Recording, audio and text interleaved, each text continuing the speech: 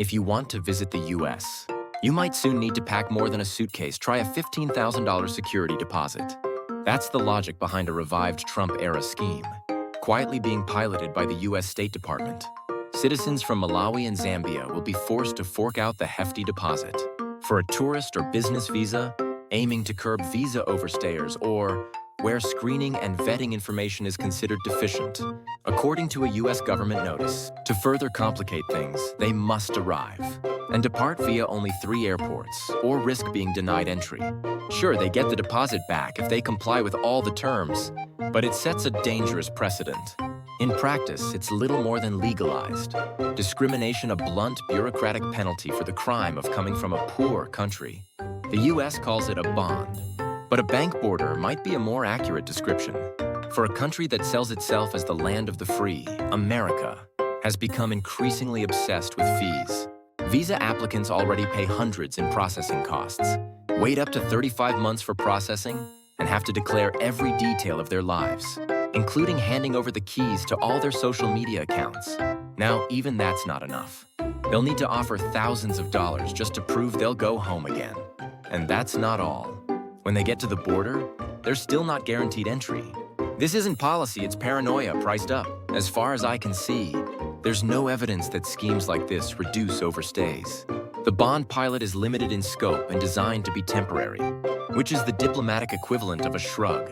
The kicker? The Trump administration has been using a flawed Department of Homeland Security overstay report to bar people from immigrating or gaining temporary visas, according to a National Foundation for American Policy Analysis.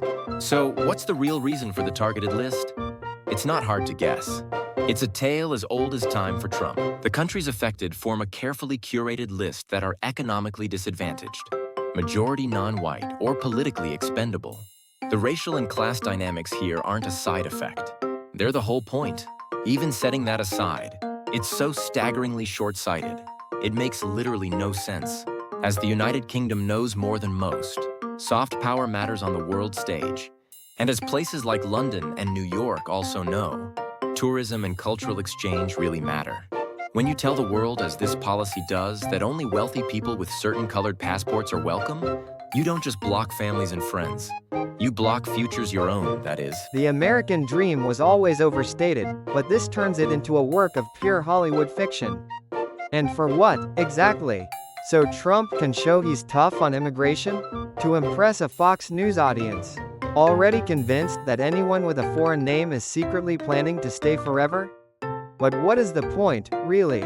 The vast majority of people do go home. In fact, less than 2% of visitors overstay their visa.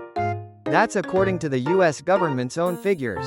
And of that tiny percentage, many are unintentional: a missed deadline, a cancelled flight, or bureaucratic confusion. Or, like Thomas, a 35-year-old tech worker from Ireland, who was visiting his girlfriend in the US when he said he suffered a sudden health issue that prevented him from flying.